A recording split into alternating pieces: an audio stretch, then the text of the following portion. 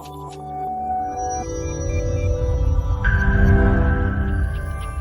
everyone. Hi. So good evening to all of you. Today we are with Revan Weerasinghe at Hatch Online. So Hatch believe in the building and innovate. Today we have. Sorry. Hatch believes in building an innovative community around us, and as an effort to build this community, we have brought today with us a consultant for legal and intellectual property at SLINTEC, Revan Weerasinghe, who is going to answer all your questions with regard to intellectual property rights when it comes to a startup founded, like you have a lot of questions. So without taking much of time from this session, Revan, over to you.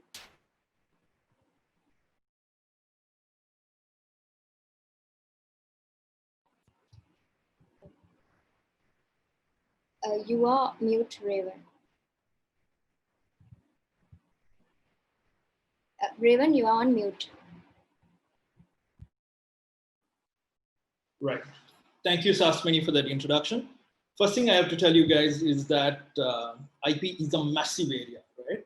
And it cannot be covered in 1 hour, and that is a very difficult feat. However, IP goes into several areas. It goes into not just the IPR or the intellectual property rights per se, but apart from that, it also goes into how to protect this IPR, how to prosecute on this IPR, and how to innovate and create intellectual property. There are several aspects to this, and whilst I'll try my best to cover it in this given time, I may not achieve that. So what I will try to achieve is to leave you all with certain questions and let you all think as to why you need to enable IPR into your businesses and your startups, right? So let's go straight to the presentation. So the brief I've been given is frequently asked questions for startups when it comes to IPR.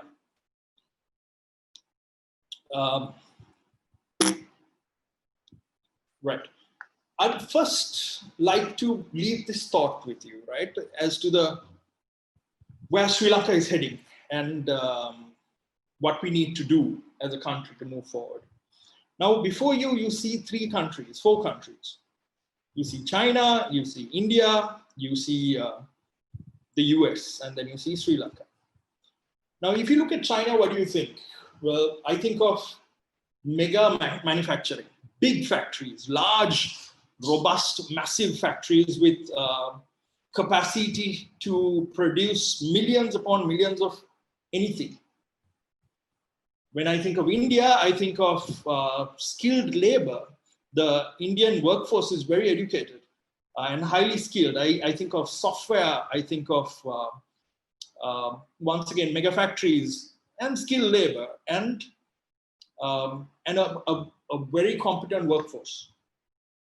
Similarly, when you think of China, you think of miles upon miles of land which can be used for agriculture. The same lies with India. Now, in the light of this, you see Sri Lanka. Now, Sri Lanka has several goods and services that it exports. But the question lies, can you compete in time to come with India and China? Can you compete in the exports that we put out? Now, if you look at our key exports, you look at textiles, you look at all the commodities we export, tea, rubber, coconut, you look at spices, we are the leading exporters for cinnamon. But there's nothing to say that China and India cannot compete with us in those spheres, in those areas. So, and the advantage they have over us is they have these massive factories, as I mentioned before. So the thing with massive factories is they have the potential, what's known as economy of scale. They have economy of scale in large factories. We've all learned of that in economics.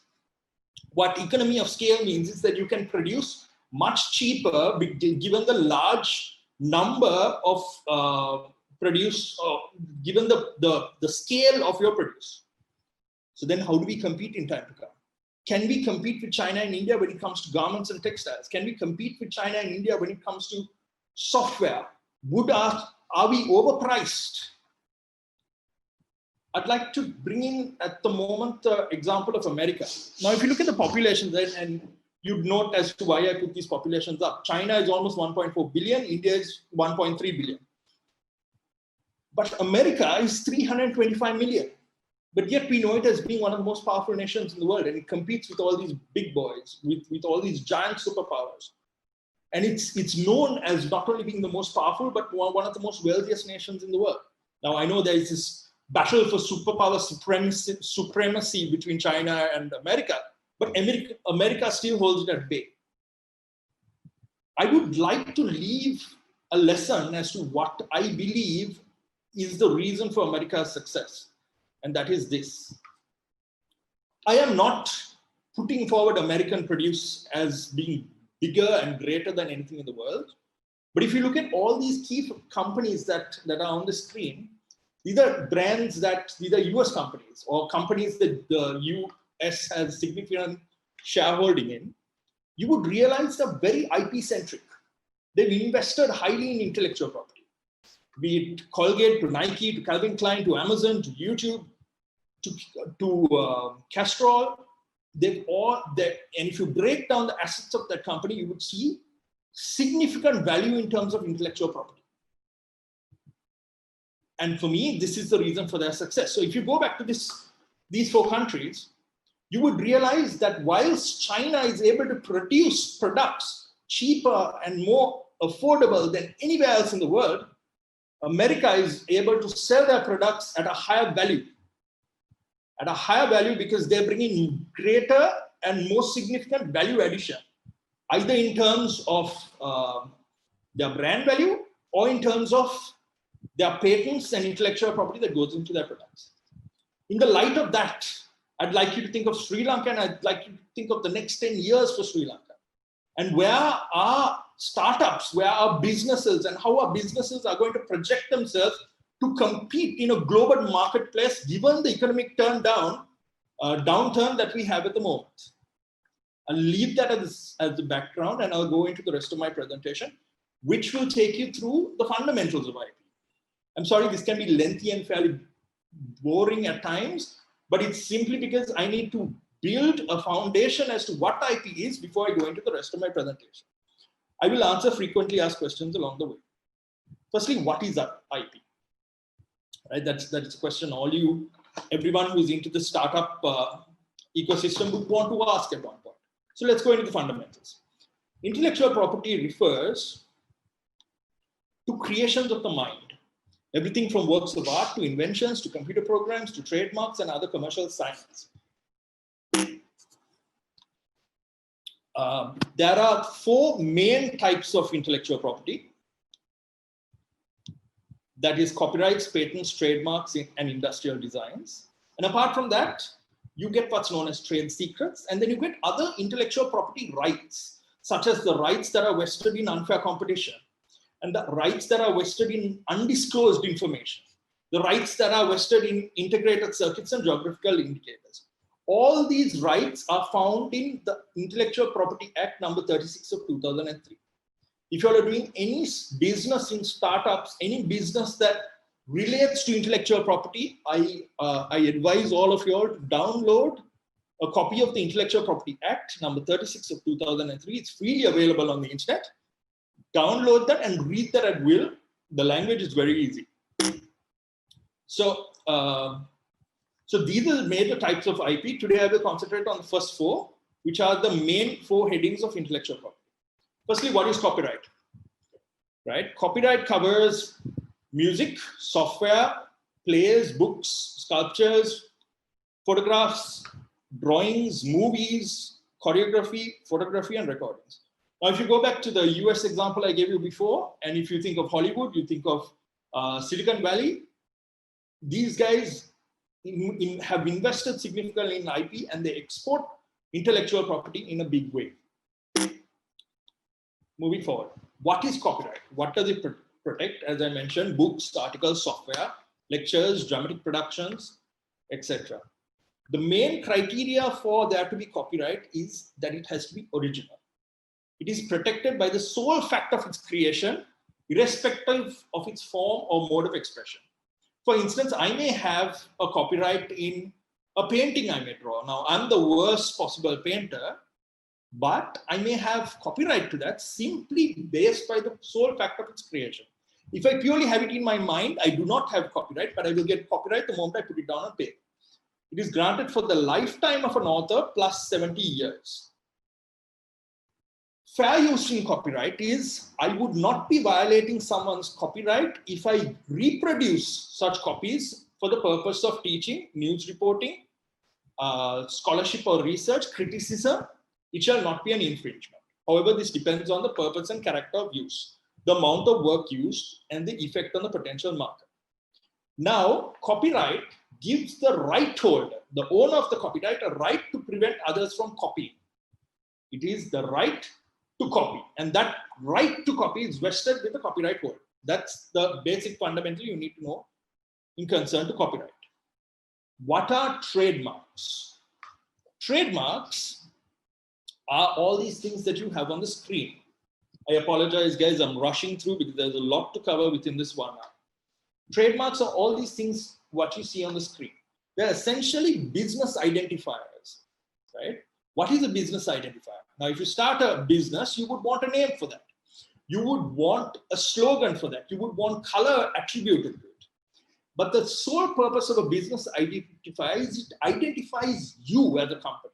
It identifies the essence of your company, the quality of your company, the quality that you're known for. And that is the importance of creating a strong trademark. Now, Google is a very, very strong trademark. It is so strong, in fact, that it's almost going out of business. What I mean by that is people now are using the term Google to mean the act of searching on the internet. So much so that it's become a part of the English language. So then the question arises, can Google sue somebody for using its name? I may write about Google all the time. I might say, I Google this. Will Google lose its mark? Coca-Cola is a very strong mark. But what makes it a very, very strong mark? Now, for a mark to be very, very strong, is it has to be distinct. Now, Coca-Cola is relatively distinct. Google is very distinct. If you think of Odell, it's a very distinct mark. Why? It does not describe the goods and services which it sells. Now, if you think of, say, Pizza Hut, it's a relatively weaker trademark because it describes what's the goods and services it sells.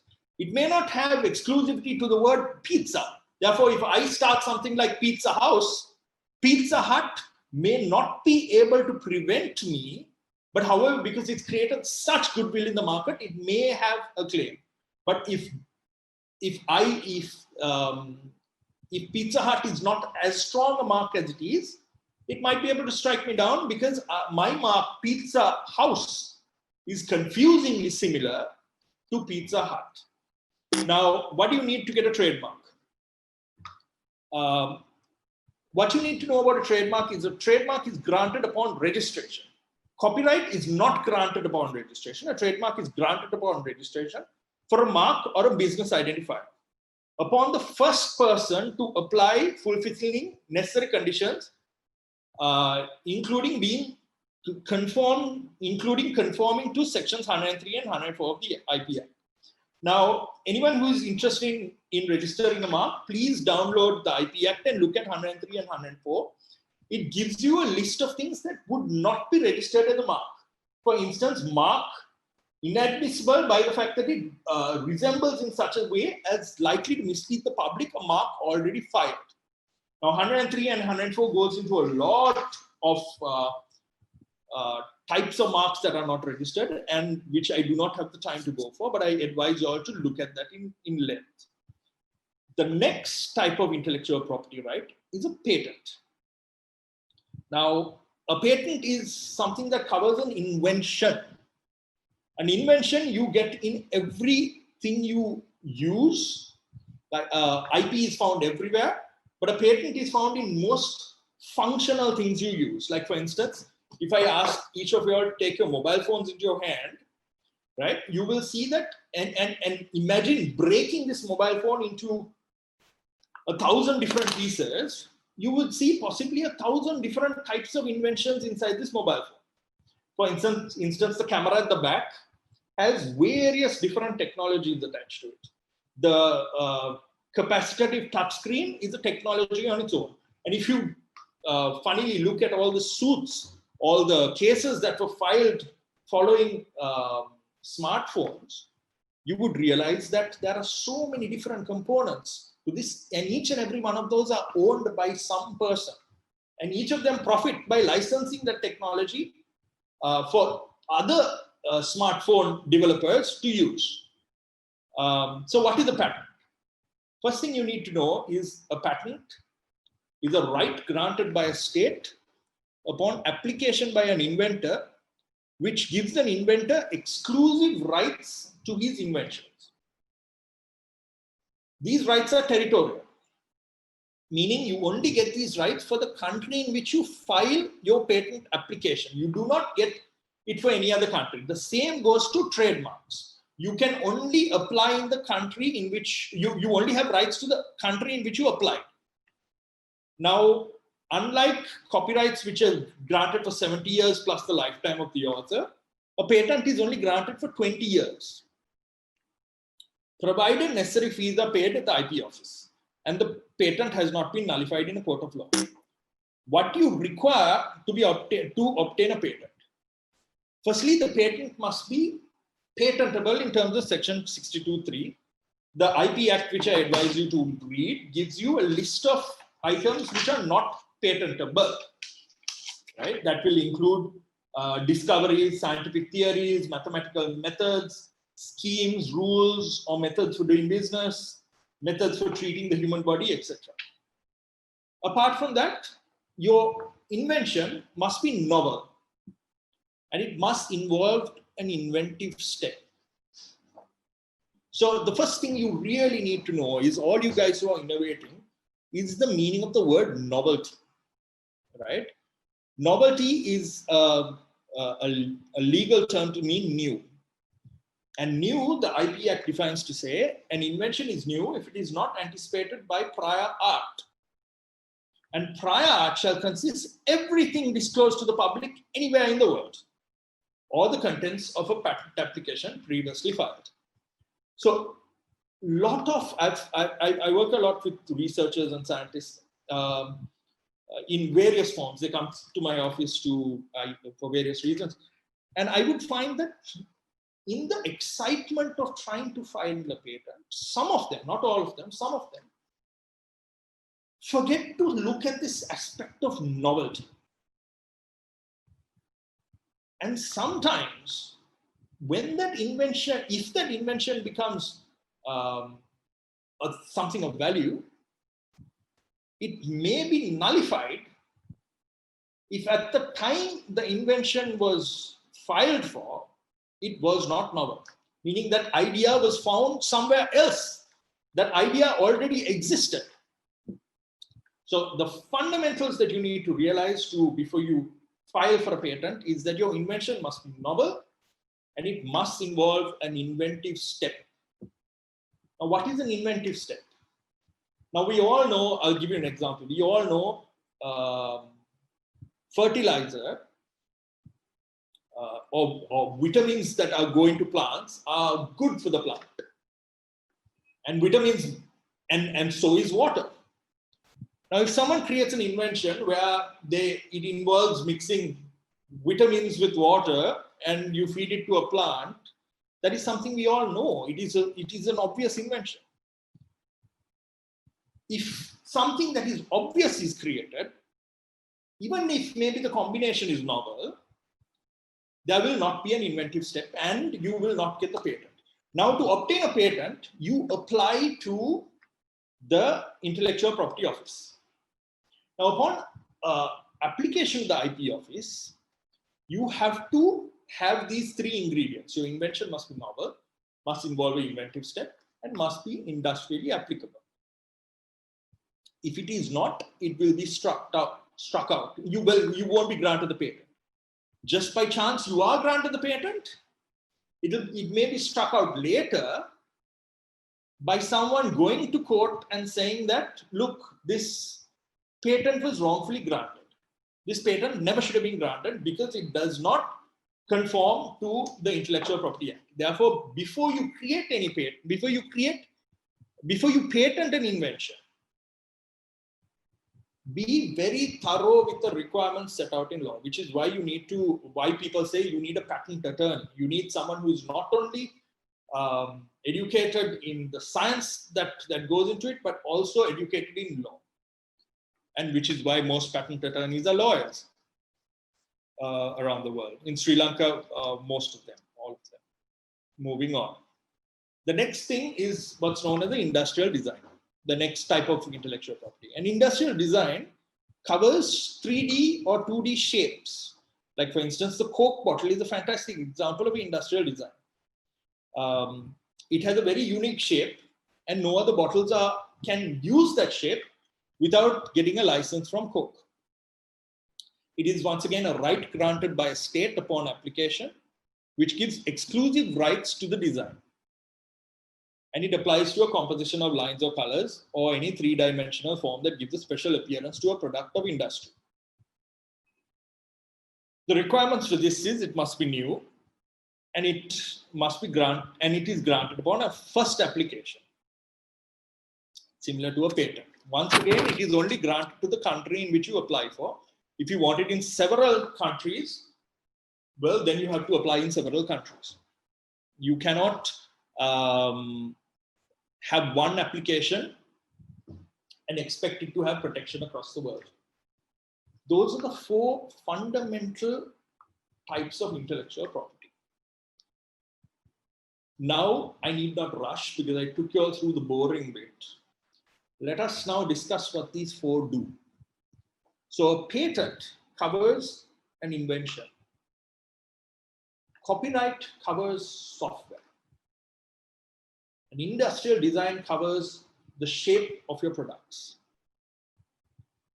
And a trademark covers the brand. Now, for example, once again, you go to your mobile phone example.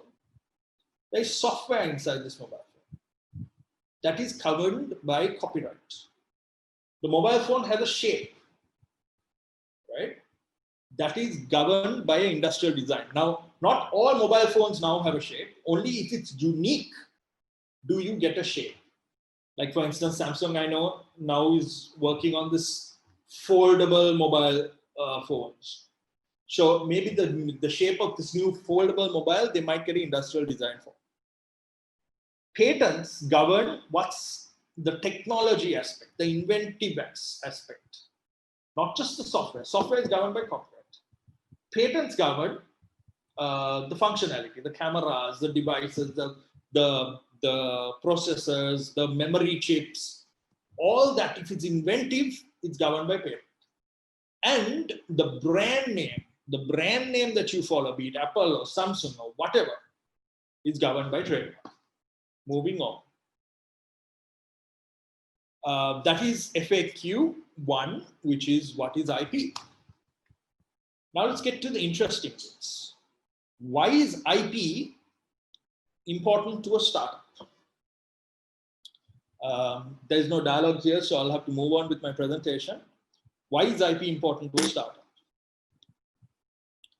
The main advantages are you have a right to, I've just listed out the main advantages. Firstly, you have a right to, well, once you've created your IP, be it a copyright or a patent or an industrial design or a trademark, you have the exclusive right, I would say the word exclusive, to use that piece of intellectual property, right? And you can prevent others from using it. That is exclusively yours. You have the right to sell it. You have the right to sell using, to sell products using that piece of intellectual property. You have the right to license. I'll explain to you what license is. And you have the right to prevent others from doing the same. Then you have the right to franchise. And for all you startup guys, it's very attractive to investors. I'd like you to ask yourself, why is it very attractive to investors? Because that will give you the main advantage of why you should invest in IP. It's attractive to investors because an IP gives you exclusive ownership of that right. For instance, if I have a patent for a piece of technology, for a sensor that can measure my heart rate, or that is unique, that is not found anywhere else, I can walk up to most inventors, pharmaceutical companies. If this is revolutionary, if there is value, then I protect that value and I own that value. No one else can use that value. For instance, let's take the mobile device. There is a sensor where I can get an ECG reading through my phone. Now, this is a hypothetical invention that I've just thought of and come to. Maybe this technology exists, maybe it doesn't, right? By just holding the camera, I can get an ECG reading on my phone, which will tell me my heart health, right? Now, that might be a groundbreaking piece of technology. If I get a patent for it, and if I patent it in various countries, not just Sri Lanka, but the US, the UK, the EU, Japan, China, India, all the markets I want to go into, I need to ask you this question. Wouldn't it be attractive to investors? Wouldn't an inventor, after I get that patent, say, wow, you have exclusive rights to this piece of technology, I want to be a part of it? So that I see for you startup guys is one big reason why you should think IP. Think IP and think of obtaining IP, right? Now, your technology may not have a patent. Your technology may not be an invention, but your technology is a piece of copyright. Copyright, the good thing about copyright is you get it up from the moment it's been created, right? Then that piece of technology, you have the right to use, you have the right to sell. You can sell the entire patent application, or the entire patent to a third party for a significant sum, or you can sell products using that technology and you alone can use it. Then you have the right to license that technology. License is giving someone a right to use. Like for instance, Microsoft Office Suite is sold under what's known as the shrink wrap license. That gives the user the right to use that license, right? And it has the right to, and you have the right to prevent others from doing the same. Moving on. Let's talk about use, right? Now I said there are three main things, advantages in IP: the right to use, the right to license, and the right to sell, to assign, and the right to franchise. So here we are going to discuss use, license, and franchise. So now here you have 5 different products, right? You have a drone, the Mavic Air 2, I believe, or the Mavic Pro, right? You have a BMW M-Power engine. You have the Intel Core chip. You have a Coke bottle, and you have an Apple MacBook Pro. Now, each of these have different forms of IP, right? But if you look at, say, the drone, I'm sure DJI, which is the Chinese-owned company, owns hundreds of patents for this particular drone. They're innovating all the time, right? The BMW M-Power engine probably has so many patents attached to it, which gives it that advantage, that burst of power that you don't find in most other engines. That Coke bottle, right? It has a unique shape. It has an industrial design. Apple has so many different patents in its computers, and so does the Intel chip. Now, the advantage here is these companies, examples of companies that use its own IP. DJI may license its IP to a third party, but it has a product advantage in the market because it retains its IP. Now, DJI drones are some of the best in the world. The reason is because of its own R&D. Now, if you look at how it's improved over the last 5 years, you would see the DJI drones have made massive improvements over the last 5 years. And now the DJI Mini 2 is just tiny. It's about the size of a phone, right? But it can go, it has a radius of 10 kilometers now. The reason for that is the R&D. So they are using its R&D for themselves to make their products better. They are keeping that technology to themselves to have a competitive advantage in the marketplace. The Coke bottle, the shape of the Coke bottle, Coke is not giving it to any other party. It's keeping the shape to itself. Or maybe the 10 years are up now. Apple is keeping a lot of its core technology to itself, and as a result, it has a competitive advantage in the market. Now, examples of companies that license. Now, we all know the example of Microsoft. Then at the bottom, you have Lightroom, Adobe Lightroom. So Adobe Lightroom is a piece of software. Microsoft Office is a piece of software. They are sold through a shrink wrap license. Or they're sold under license. You can either download the software or you can install the software on a computer by paying that amount. Now, what you need to know about licenses, the advantage of a license is I'm a licensee. I keep that ownership of my IP to myself, and I just replicate copies. Any person just takes copies, right? So that is passive income to the next level. You literally stay at home and mint money. Now that is what Bill Gates is doing, which is why I said American companies are not American companies, but companies that are invested in IP are so successful because you don't even need production involved. Now that's the beauty of software, right? And software is the principal form of IP. Software is IP. You create it once, then people just license it off you, and the bell just keeps on ticking. Your income just keeps on accruing to you. It's all passive income, which is why as a startup, you need to think of IP. You need to think of how you're going to bring in that passive income. Netflix, Facebook. Netflix is nothing but a software that retains other people's content, other people's intellectual property. You obtain a license from Netflix when you pay Netflix to use Netflix and download it onto your phone or your TV to access all their content. You pay a license fee. Netflix thereafter pays a license fee to all the content holders. But this whole monetary engagement is done through licensing. And that's complete passive income because there's no production involved afterwards. After the software is created, it just works for itself. Facebook, same thing, really.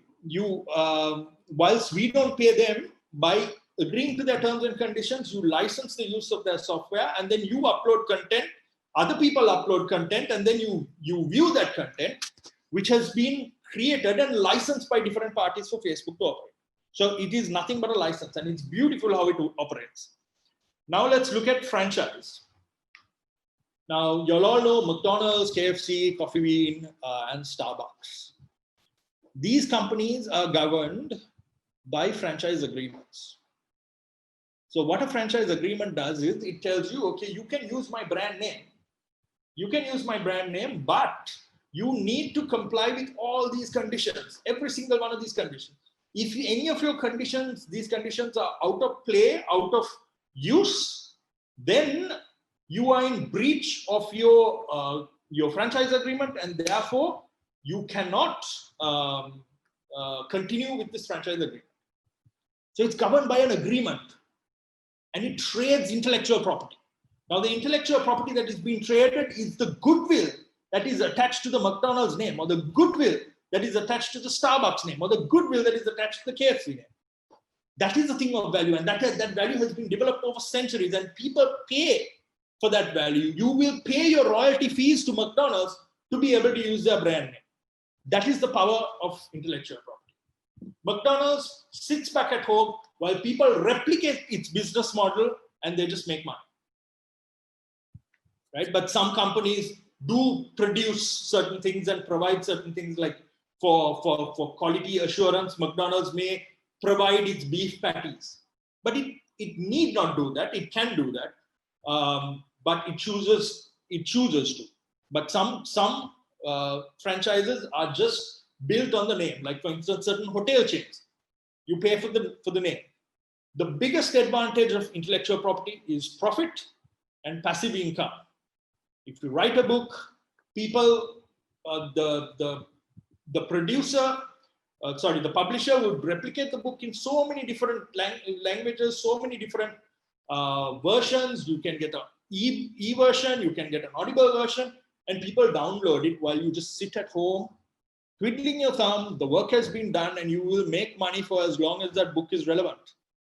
After that, an author will write his second book or his third book or his fourth book, and he just makes money on that. Now, bestsellers, like for instance, the Harry Potter series.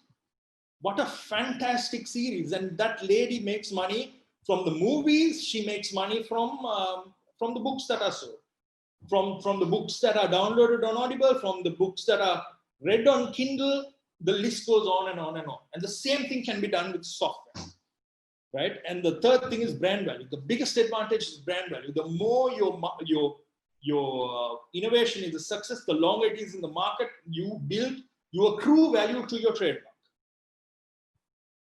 Which brings you back to this initial slide that I started with. Now, if you break down the value of all these companies, it really is intellectual property. If you look at Coke, now Coke is funny. Coke is a trade secret, but the Coca-Cola brand name is one of the most powerful brand names in the world, or possibly the most brand new, the most valued brand name in the world. Now, I was listening to a case where, which was conducted by my senior for Coca-Cola, and the witness came down and he said, next to the cross of Calvary, one of the most powerful names in the world is Coca-Cola. And that is true. Now, if you look at 3M is built on technology as a company.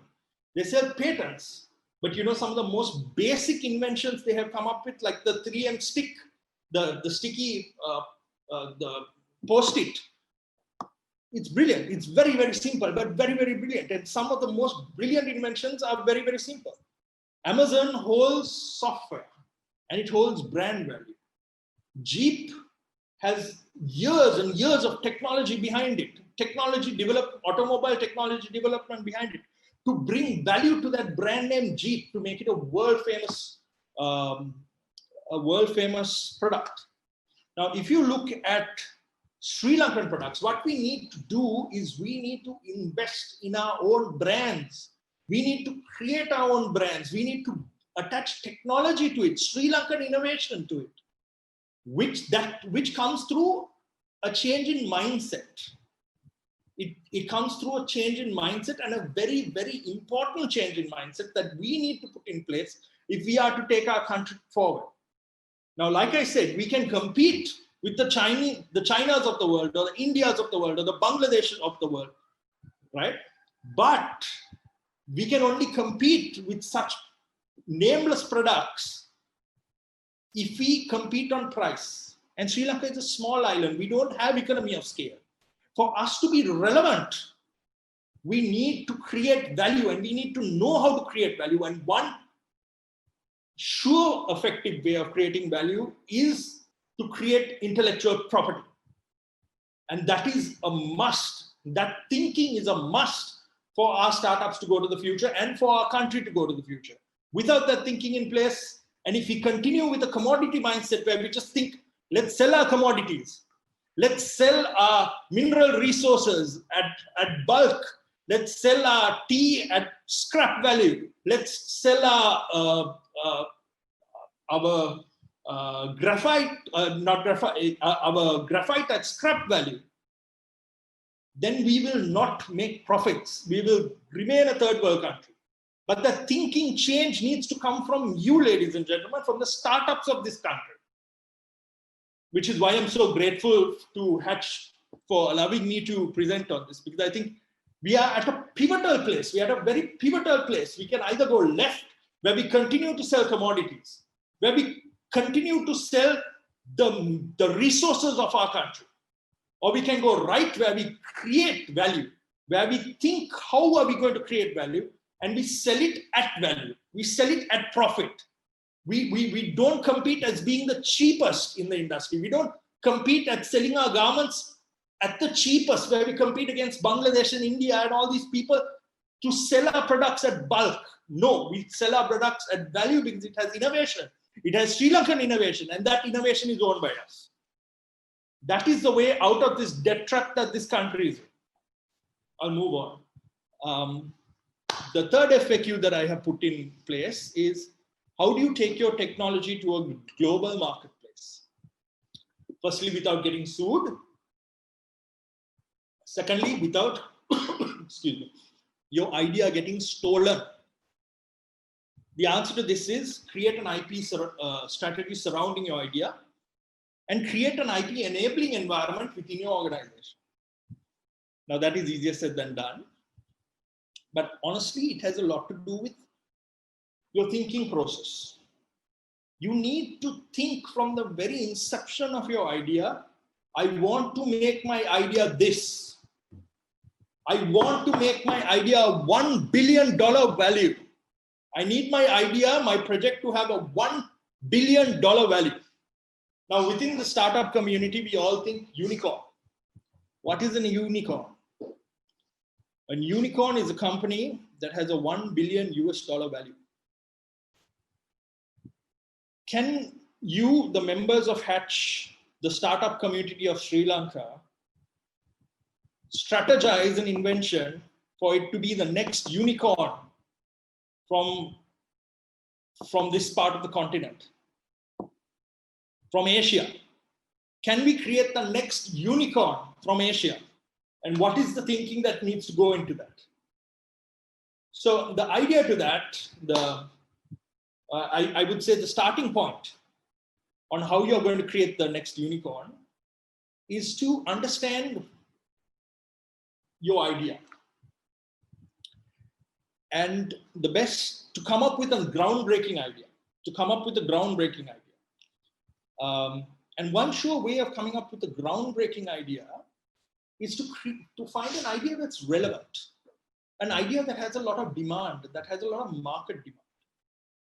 And it shouldn't be just an idea for the sake of doing an idea or selling something.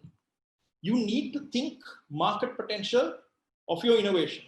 What is the market potential of your innovation? How can I take it to a global marketplace? Right? The best way that I tell everyone that comes through my door, the best way to find the most groundbreaking ideas to start creating something new is to look at where the problems in society lie.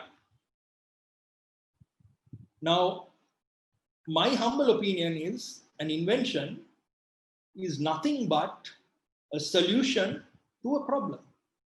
A startup, a successful startup, is something that caters to a problem in society. For instance, Facebook, what was the problem? It was meeting people, it was socializing, it was sharing ideas, sharing interests. YouTube, it was to learn something, it was to share ideas, it's to create a platform where content can be shared.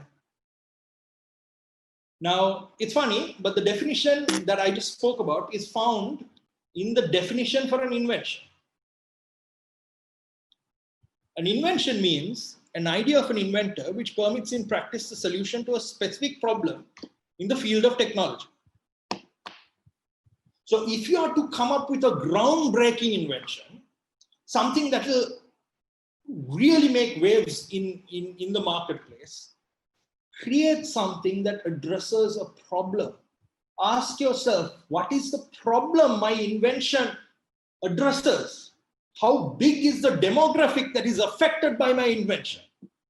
Think big and think, how can you take this to a global marketplace? Once you assess your invention in terms of its solution to an existing problem, then you would realize the market demand for that. Because my problem is most probably the same as your problem. If I have a problem in something in the sphere of technology, if I have a problem where I need a way of communicating with my friends via the internet and not just over mobile, like for instance, Zoom. Zoom was created to address a problem. And now see what a fantastic tool it is at the time of this pandemic. So think of your problem and think of demand when you're setting forward, right? Now we are on the question of how do you take your technology to a global marketplace, right? First, identify your problem. Then identify how you're going to take this to a global marketplace, right? Is it just going to be, are you just going to take it, are you just going to develop it for Sri Lanka, or are you going to take it global? Now, before you, I have put together, I downloaded this from the net for the sake of education purposes. I'm not violating this lady's copyright. Her name is Anna Vital.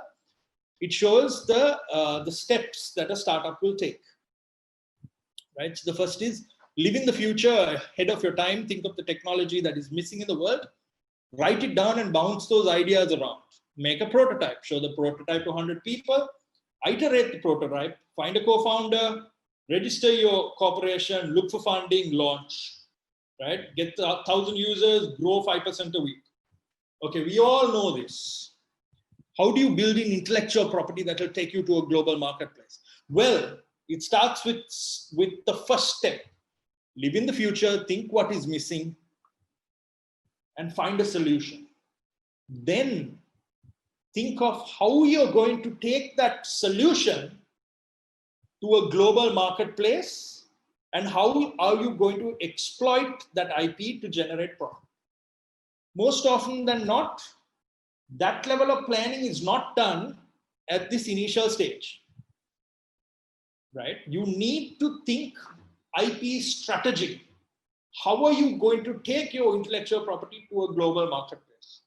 What is the IP concerned here? You first need to identify what that intellectual property is, right? Is it copyright? Is it trademarks? Is it industrial designs? Is it patents? What is it? What is the unique feature of my invention? Now, generally, if you have a solution to a problem, you can have a patent, you can have copyright, you can have industrial design, you can have a trademark attached to it. Generally, people think one of the 4 different types of IP, but they don't think all 4. They don't think of how you're going to encase your solution with all 4 types of intellectual property. And if you encase it with all 4 types of intellectual property, you have more exclusivity than just having one type of intellectual property.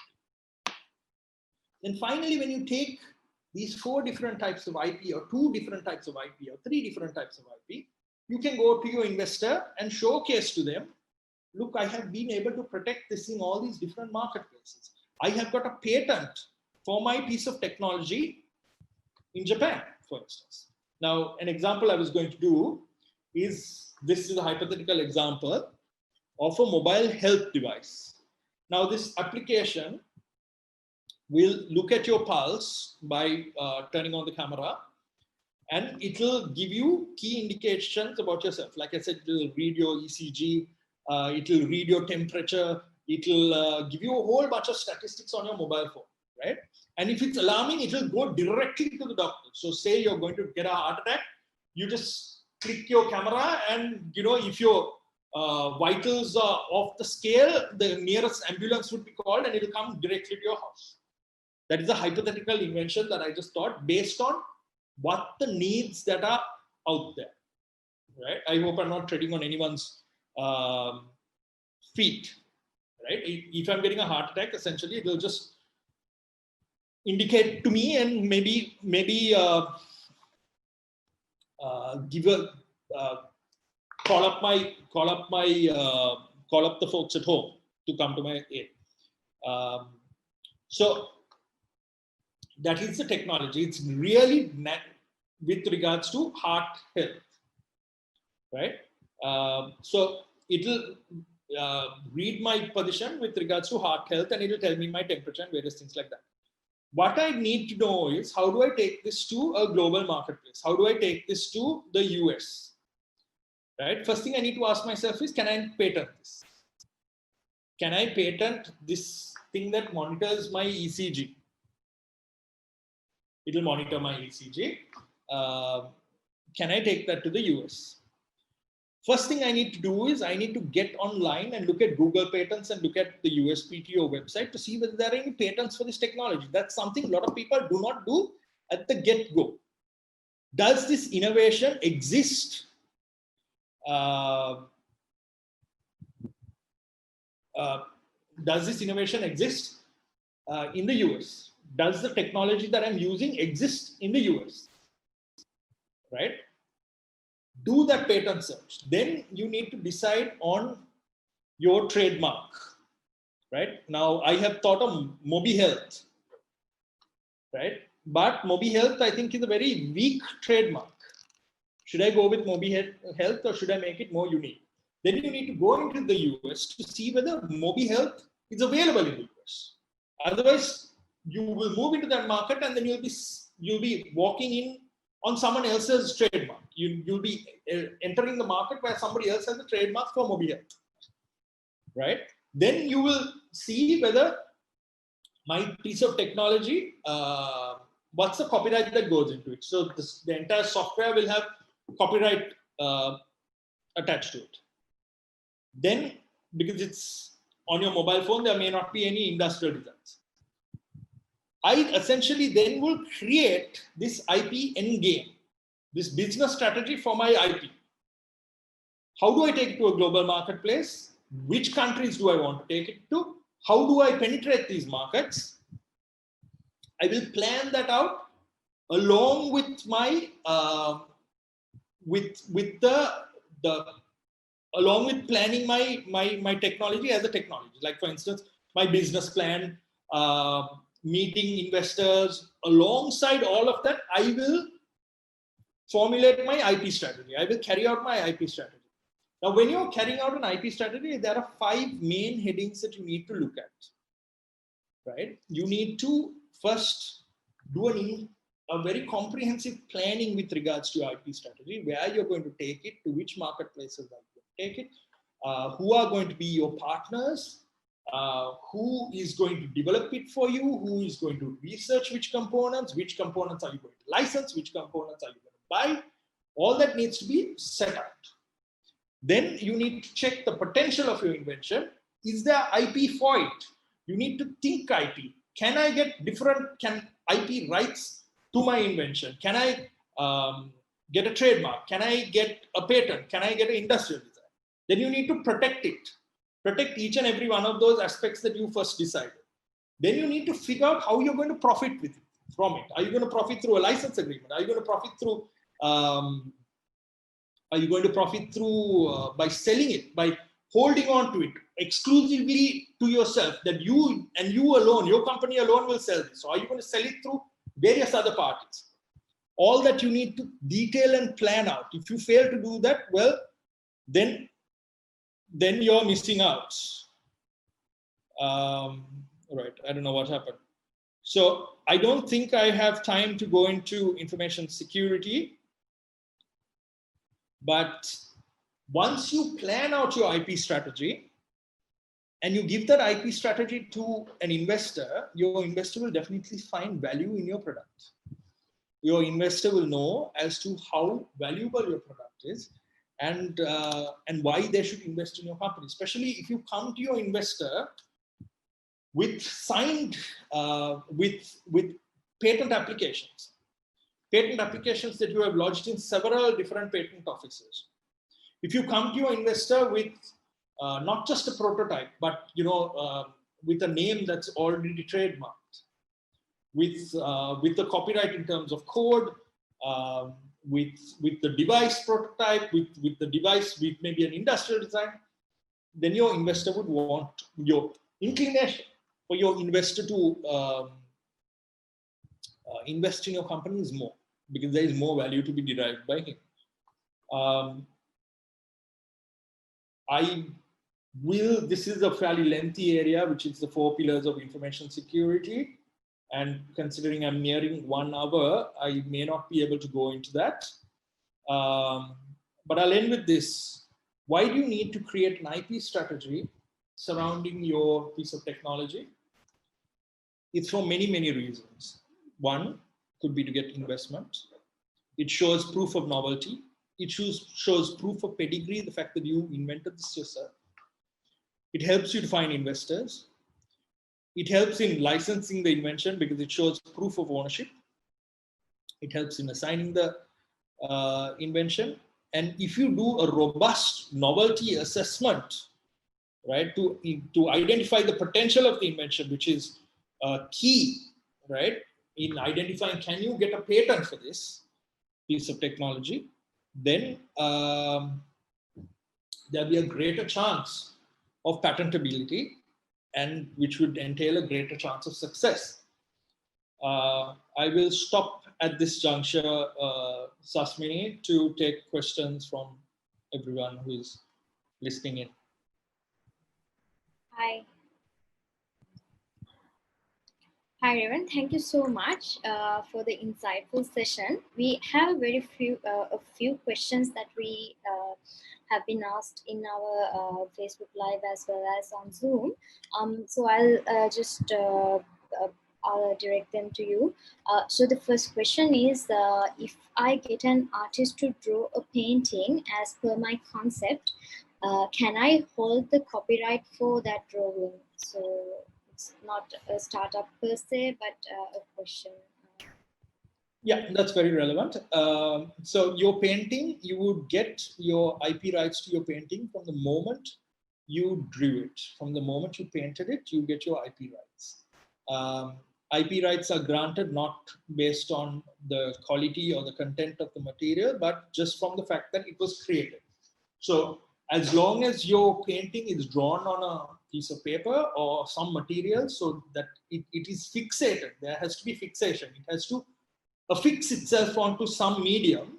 The moment you do that, you get IP rights for 70 years plus the lifetime of the author. So if it is drawn as per my concept by someone else, do I get the IP rights? So this goes into what's known as the idea expression dichotomy, right? So the idea does not give you a copyright. I may have an idea for a painting, but if I don't put it down on paper, then I don't get copyright for it. It may just remain in my head, or I might just describe it to someone. I may describe a stream. I may describe beautiful trees around it, but it's still in my head. But the moment someone puts it down on paper, they get rights to what they put down on paper. So if I copy that, if I copy what they have already drafted, what they have already painted, without that person's permission, then I will be in breach of their copyright. Thank you. Then do trademarks have to be registered in each country as well after the initial registration, which is if we do it in Sri Lanka, do we have to register in other countries as well? Yes, you do. Yes, you do. Patents, trademarks, and industrial designs are territorial, which means that you would only get rights the moment you go into that particular country and file.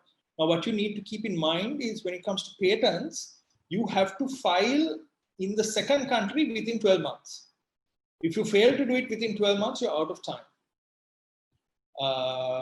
So if I file in Sri Lanka, then I want to file in the US thereafter, I have to do it within 12 months.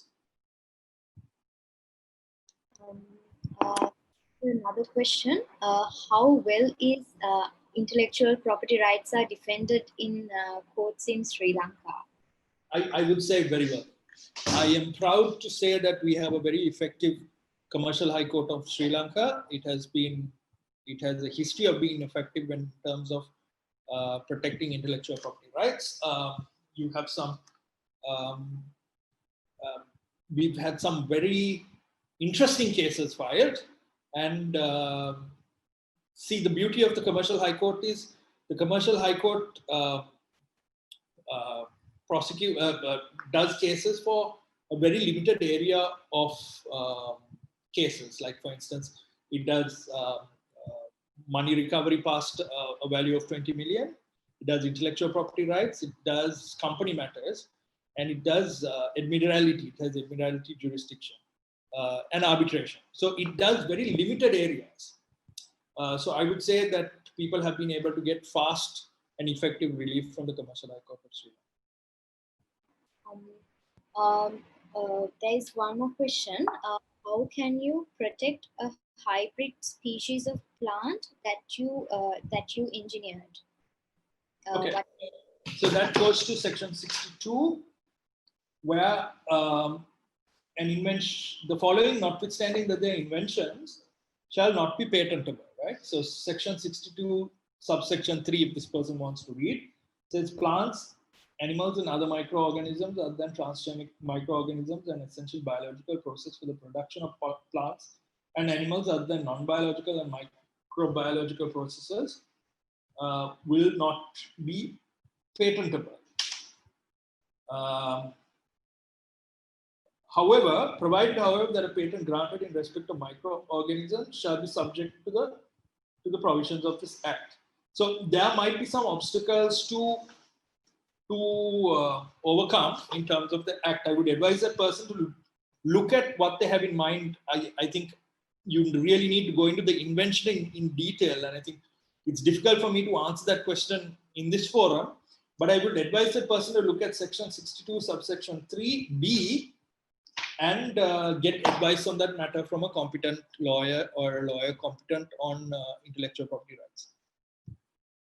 Okay, thank you so much, Revan. And we have one more question, which is kind of a participant would like to know whether you handle intellectual property rights cases as well. Is that something that you can answer on an online platform? Yes, I do. Yes, I do. Thank you. Thank you so much. It was a very insightful session where I actually learned that where the intellectual property rights not only can protect you, but also can become a passive income generating method as well.